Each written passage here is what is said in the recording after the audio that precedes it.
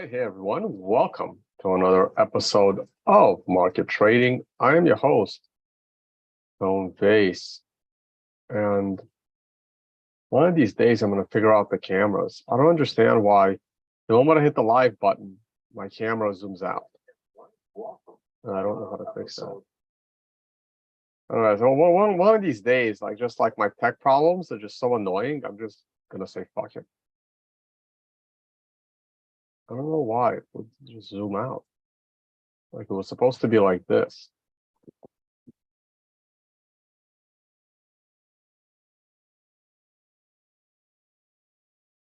I don't know.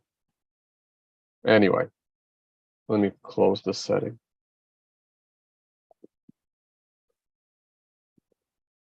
Okay. Now we can go on with the video. I didn't care about the light. You're not here to see me. You're here to see charts. So we're going straight to the charts. Japan's great. Had a lot of A5 Wagyu yesterday. It's actually super cheap here. It's amazing. Haven't had sushi yet. Probably today. And then tomorrow I'm off to Osaka. But I'll be back in Tokyo. A couple of people saw the stream yesterday and they reached out oh shit, Tone's in town. Yes. I am in Japan. Everyone else is having fun in Miami. I am in Japan. I don't regret it. I'm enjoying Japan. Okay. Weekly chart. We rallied a little bit yesterday. There was a rally in the stock market yesterday. Therefore, Bitcoin has rallied. Look, analyzing Bitcoin right now is not that fun because it's correlated to the stock market. Whatever the stock market does, Bitcoin does. So these videos are not that interesting unless something interesting happens within the Bitcoin world. Right now, everyone seems to be focused on Ledger. I've never recommended Ledger. Everyone that watches this channel knows this. I don't understand why so many people have ever used Ledger. I've always been standoffish on Ledger. I didn't have a real reason as to why, which is why I never really discussed it. I never recommended Ledger, and I never had a real reason. It was like a bullshit reason, kind of like, and sometimes these hunches turned out to be very right. Like people ask me, Tone, how come you never talked positively about BlockFi? And I'm like, I never did. I never had a good feeling about that company. And whenever people ask me why, I'm like, I never had a good reason. The best reason I gave people as to why I never recommended BlockFi, never touched BlockFi, was because they were the biggest sponsor of Peter McCormick's show.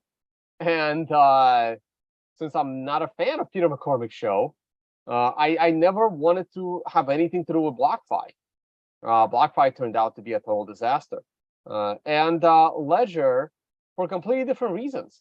Like people ask me, Tone, how come you don't like Ledger? And I always gave two reasons. I said, I hate the usability of Ledger.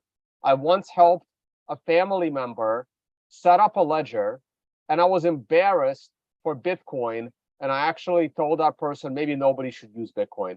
It took me about an hour and a half to set up a Ledger, where it takes, I don't know, 5 minutes to set up a Trezor. And since that day, I've never used Ledger. But there were other reasons. Ledger had products that they discontinued, which is dangerous as hell. They had this wallets, and because I gave these wallets out because they were given to me as a present, a bunch of these USB wallets from Ledger, and they just discontinued it. They stopped supporting it. And if you had your Bitcoin on that wallet, it was gone, unless you had the seed. Well, it was no support. It's one thing that, yes, you're supposed to have your seed, but if you don't have the seed and you have the wallet, you should always be able to access those coins. So if you have the PIN number and you have the wallet, you should be able to access those coins if your seed gets lost, but not with the Ledger, right? They had a wallet that they just stopped supporting. So if you did lose that seed, you're like, oh shit, I lost my seed. Let me get these coins off this wallet since I lost the seed. Boom, you can't. It was gone. It was they just discontinued the whole product. They discontinued the software. They did uh, and in addition, I don't even care about the hack. The hack was just incompetence when their database got hacked. And the other issue is throughout the history of Ledger's company, I never saw them as giving a shit about Bitcoin. They're kind of like Coinbase to me.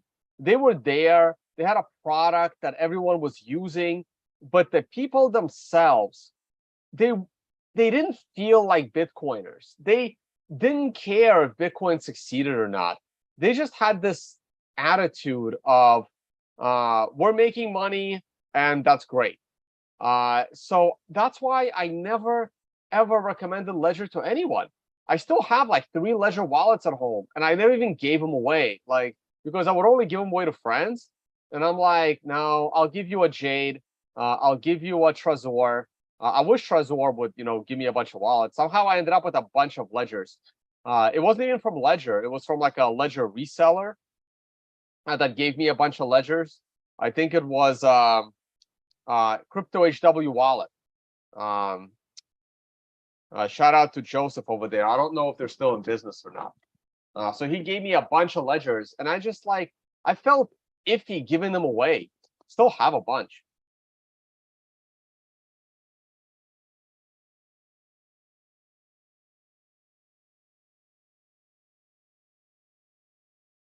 I like Trezor. I think Trezor is the most user-friendly wallet there is. I also recommend Cold Card, and I also recommend Jade.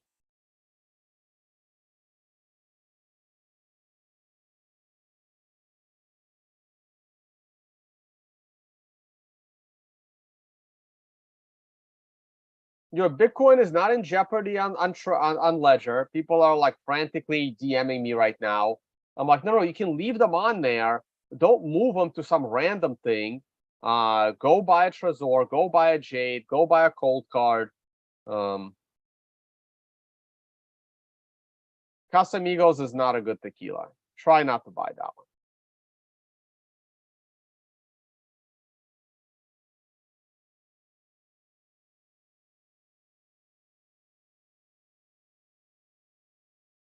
All right. So too early to tell anything on a weekly chart. I can make the argument that we are rebounding off support and going higher. I can also make the argument that we are in a bit of a bearish trend that has not yet ended. How about our allocation? Our allocation is staying put. We are on a warning candle based on the MRI. Now, the MRI is not anywhere near the primary for this chart. We just started a new candle yesterday. So we're looking okay with our 80% allocation. And if the price of Bitcoin goes above 28,000, I will be very comfortable setting that back to a 100% allocation. Our daily chart, we are in the middle of a 1 to 4 candle correction. We had our MRI buy 3 days ago. So we're still there. We flirted with a little bit of a disaster, but we're still okay. Our daily chart is looking good.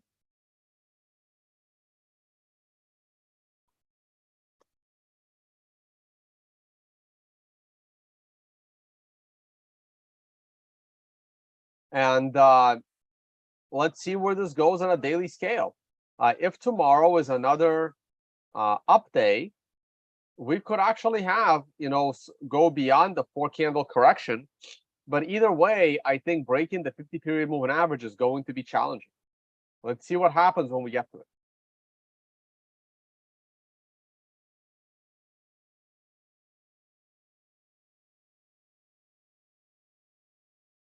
All right, before I go on, the Financial Summit is coming to the UAE November 5 to 10. Come and join us. Video's a little slow. I'm here on hotel Wi-Fi. An incredible event for traders, money managers, and more. How many people are watching? 143. Oh yeah, with the Miami conference, a lot of people are there. My American audience is partying it up right now at 7 p.m. in Miami. I'm in Japan. It is 8 a.m. here. I need to go speak at a conference again today, and then it's off to Osaka.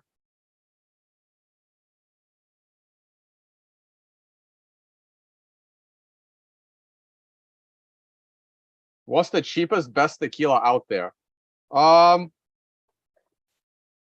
Probably El Tesoro. No, sorry, El Tesoro.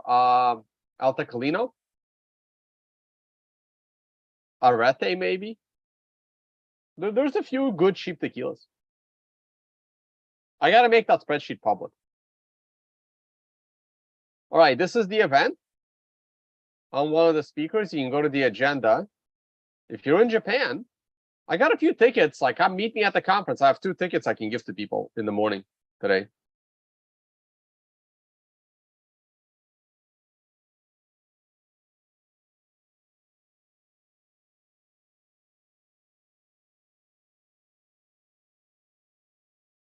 Luna was a scam for the same reason BitConnect was a scam. Like, you don't really need to provide a reason. Today is day 2. I think I'm speaking at 1 p.m. Yep, there I am.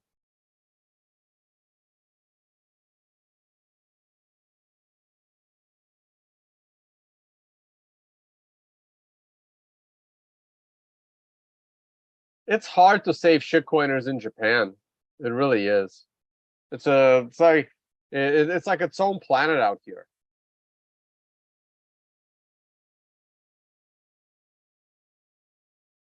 Someone asked me for what whiskey I have. I have this right here. It was a present. Beautiful bottle. I haven't opened it yet. I'm gonna open it in Osaka with a couple of friends. We're gonna save it for that. We're gonna save it for Osaka. 12-year whiskey, and I'll be traveling with this bottle the rest of the time. Maybe I'll try to buy another one of these to take back to the US with me. Yamazaki. It's supposed to be very hard to find bottle. Short-term chart, 4 hours. Whoa, big move. Earlier today, the noon candle. The noon candle. It had to do with the stock market, I'm sure. We had an MRI buy, and then extension A, extension B, and boom, up we go. And it was coming off an MRI sell on a 4 hour.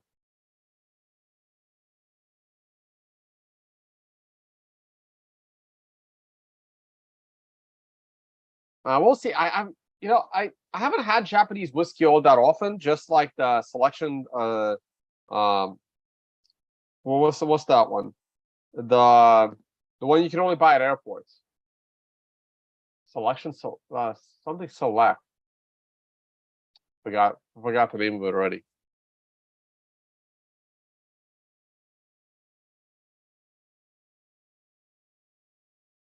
GBTC, nothing really to say. Oil. Crude oil went up in price yesterday. Oh, we got to talk about oil. What is this? That's natural gas. Okay. Oh, natural gas is up. It's coming up.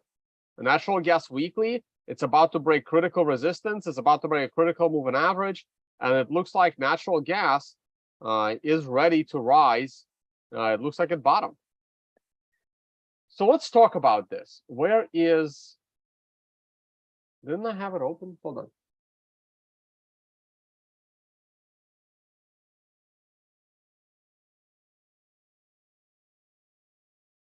So someone sent me this picture the other day. We saw the headlines. There was a headline that the Biden administration buys 3 million barrels of oil. It was on TV. Right there. This is from 2 days ago. 2 days ago. Refilling the Strategic Petroleum Reserve. White House announces a 3 million barrel purchase. We can go and Google this.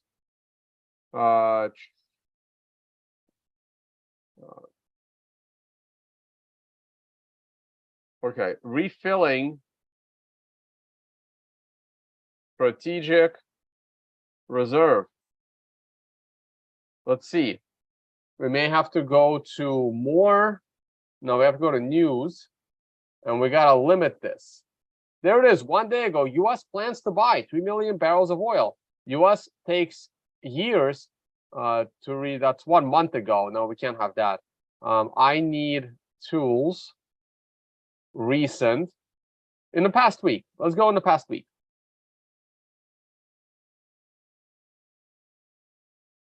So everyone is talking about how the US bought 3 million barrels. But here's the data. Here is the data. Once again, the data just came out. This just showed up. And guess what? It's another drop of 2.5 million barrels. So I don't know where they're getting this. I'm like, what the hell am I missing? There was a headline the other day. We looked at FinWiz. Where is it? Here, what the hell is this? Plus 5 million barrels. Like where is this coming from? Like, where are these numbers coming from? Because if you look at how much oil is in the strategic oil reserve, it's going down again. It's still dropping.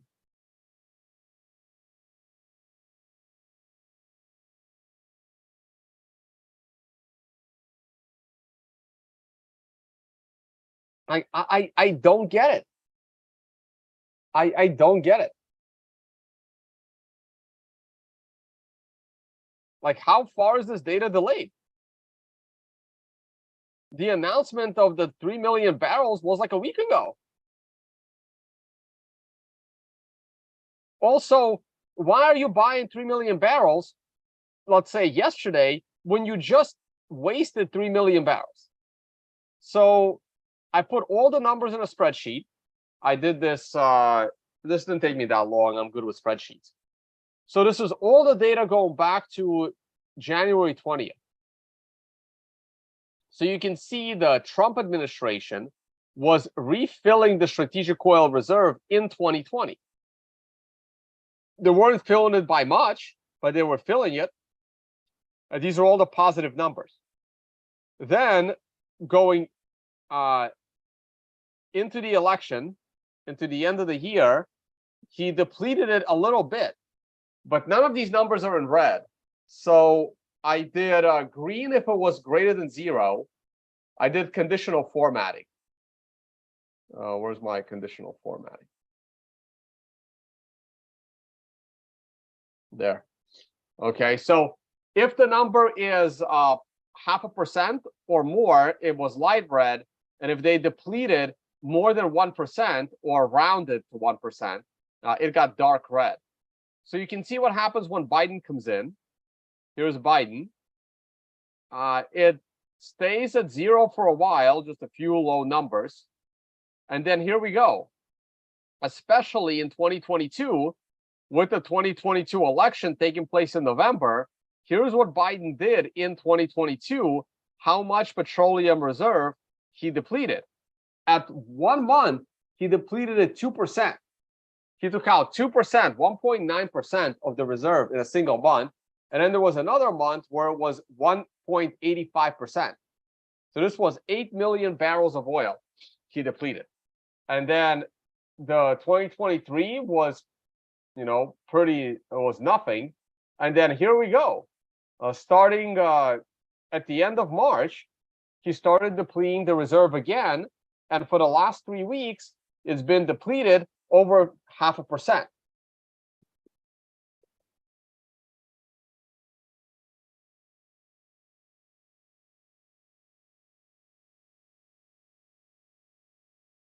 So I have no idea where that, where that plus 3 million barrels is coming from.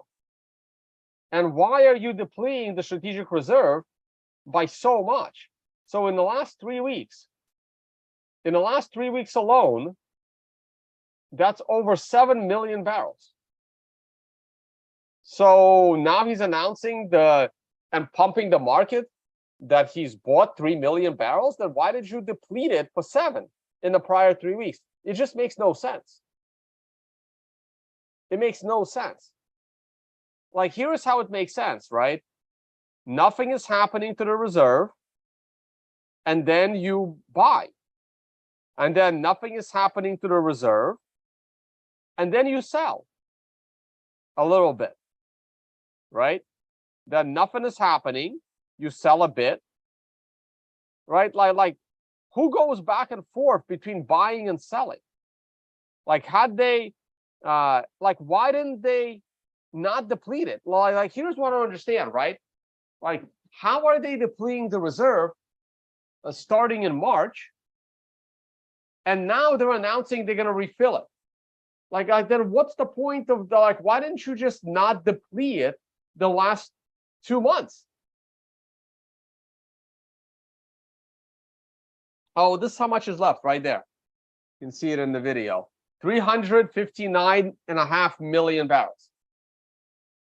And throughout his presidency, Biden has depleted the strategic petroleum reserve by 43%. In Trump's last year in office, he increased the petroleum reserve by 3 million barrels. Not a big increase, but still an increase. So in Biden's last year, going into the election, he refilled the strategic petroleum reserve by 3 million barrels.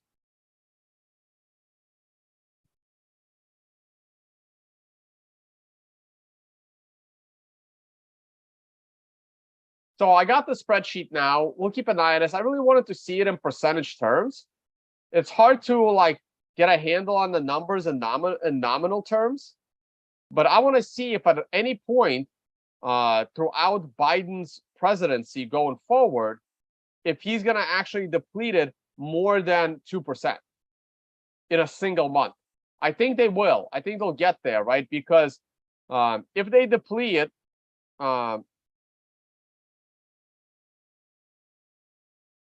if let's say this last number, wait, oh, it's a difference. Sorry. Like if the next number, well, anyway, I don't want to mess with my formulas. But if this is like 7 million barrels, then this thing is going to be 2%. Just based on how much is left. Crazy. Absolutely crazy. Gold dropped a little bit. Nothing really to worry about. The S&P 500, oh boy. I'm just waiting for this massive breakout in the S&P. Hey, Mel, thanks for joining. And here's the daily S&P. Man, we are stuck right at this resistance that I think we're going to break to the upside. We had an awesome bullish day yesterday, the best day in like 2 weeks, the best day since May 8th, and today is already May 23rd just sorry, May 18th just started. So 10 days.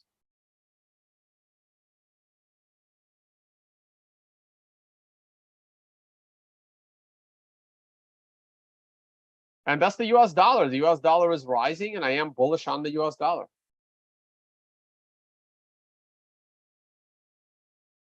I don't care about the Bitcoin CME chart. I never did.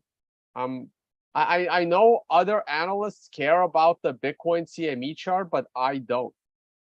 I just don't care about the CME. It's not price discovery of Bitcoin.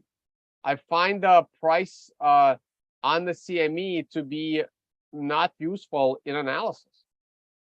I don't care about the gaps.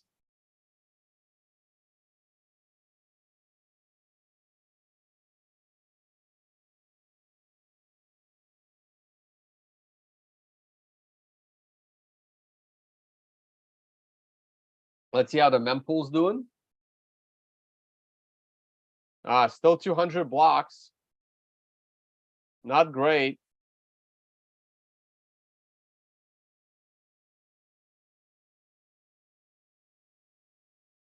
And time to halving.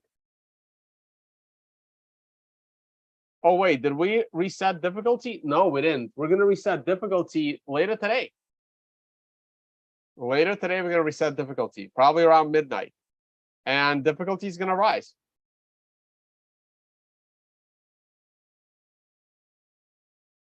I still think the halving is going to take place at the end of March. I think this is a little way ahead of itself.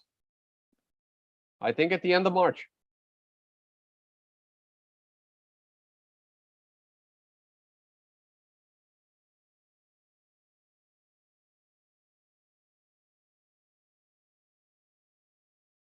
We can glance at Tesla and then I'm gonna call it a day.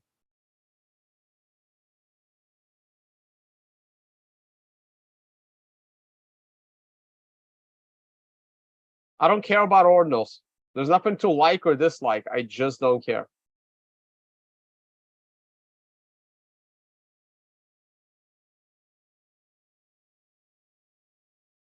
Tesla is not interesting to me right now. It's in the middle of nowhere. Let's look at Bitfarms.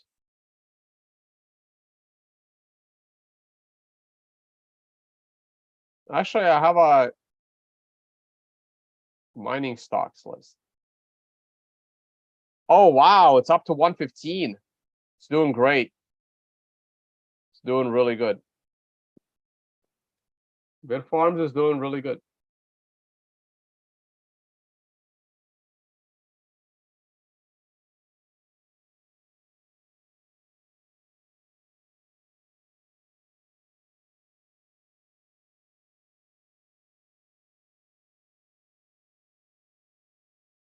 This thing is not.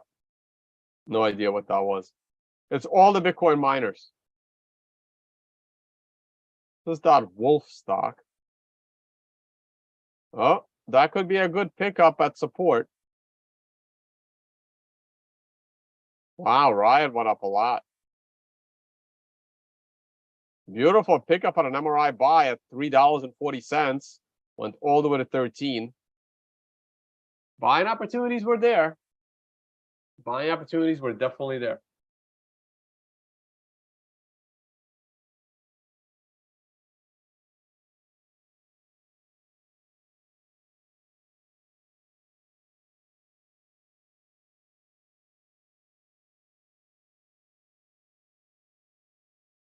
Raphael, I do not agree with that. You're saying that when volume and liquidity dry up, it's time to short. No, that's not true at all.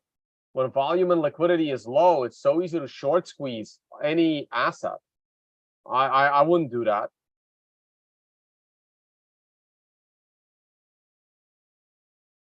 Drying up of liquidity just creates more volatility. You can't predict the direction of set volatility. I don't believe Japan is going to go bankrupt. I gave up. I gave up on Japan collapsing like 15 years ago. Guys, I've been hearing rumors about Japan collapsing my entire financial career. Going back to college, it was going to be like, when is Japan going to collapse? I don't think it's going to collapse. I've given up. I've given up over a decade ago. Over a decade ago, I'm like, nope. Japanese don't care. They live in their own bubble. They don't care. They don't care. They will just use another currency. They don't care. They will still go to work. They have an aging population that's not going to panic.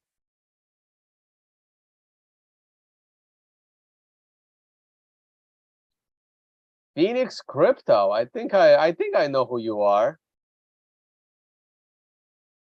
I might be in Phoenix actually in August, right before BitBlock boom. Hit me up.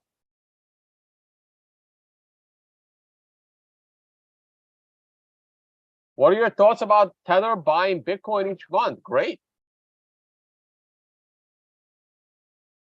Makes Tether more stable.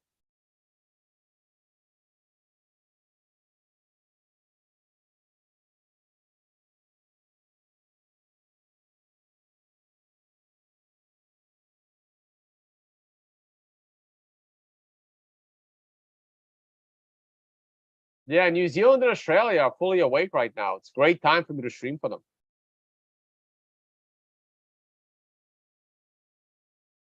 Oh, let's go. Let's see what's going on with the Fed rate. CME FOMC futures. Fed watch. 27 days. We got a month to go. Oh, it's evening out. I don't think they're gonna raise. I think they're gonna leave it at 70. I think they're gonna leave it at 500 basis points, 5 to 525. I don't think they're gonna raise.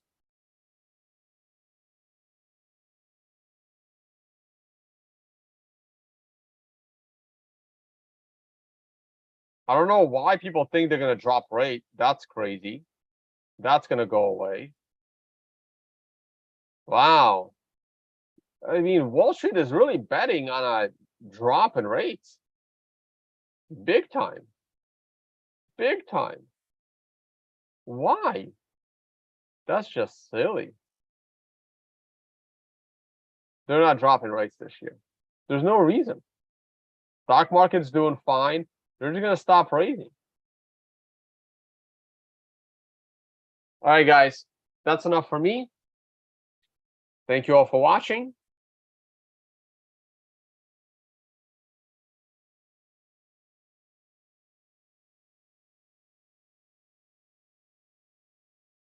The difference between Luna buying Bitcoin and Tether buying Bitcoin is that Luna was always a scam, and Tether is actually trying to run a legitimate product. So Luna buying Bitcoin was basically for the personal benefit of the single person in charge of Luna.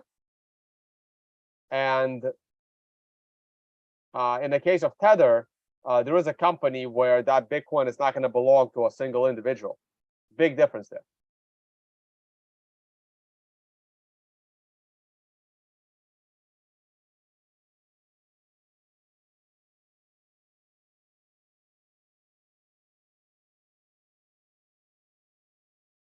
I don't think the people in Japan really think about Bitcoin that much on average. It is ironic that this is a super cash society, and yet there's not reasonable KYC AML on all Bitcoin transactions. So Bitcoin is not popular here at all. It's just not.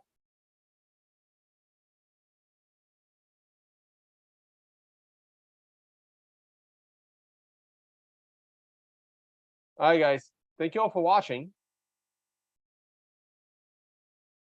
I did meet some awesome Bitcoiners here, but it's not like other countries where there's like ATMs everywhere, and like even in Panama, you walk around Panama City, there's like there's like Bitcoin ATM stores, Bitcoin ATMs everywhere. You don't see that here in Japan. I think my Australia days are done. Sorry, Spag.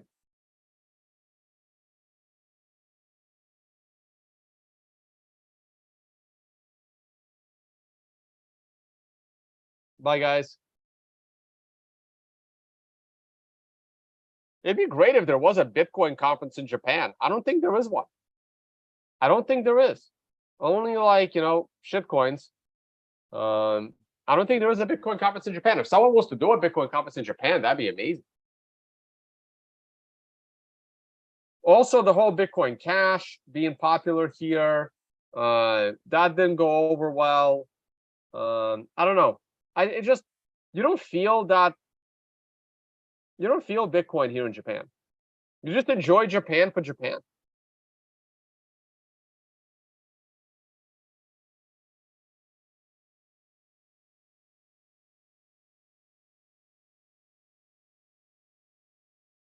Bye, guys.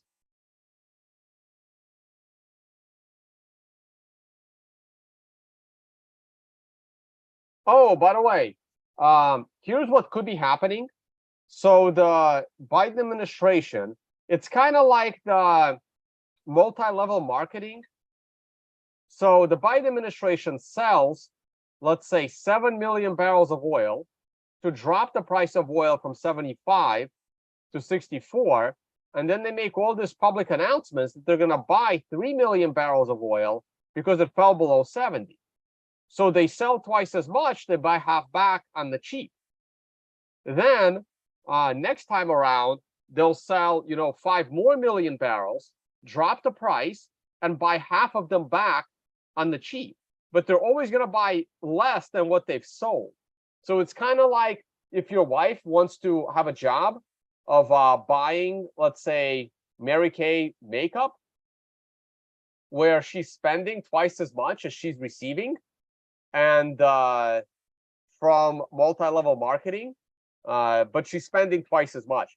And then that's her money, right? So then you're paying for the makeup that she's buying, and then she gets half that money from the company back as salary, right? So that's kind of It's kind of like what the Biden administration could be doing, where they sell twice as much as they buy back, but then it's only the buyback that's all over the headlines that they're refilling the strategic petroleum reserve. Bye, guys.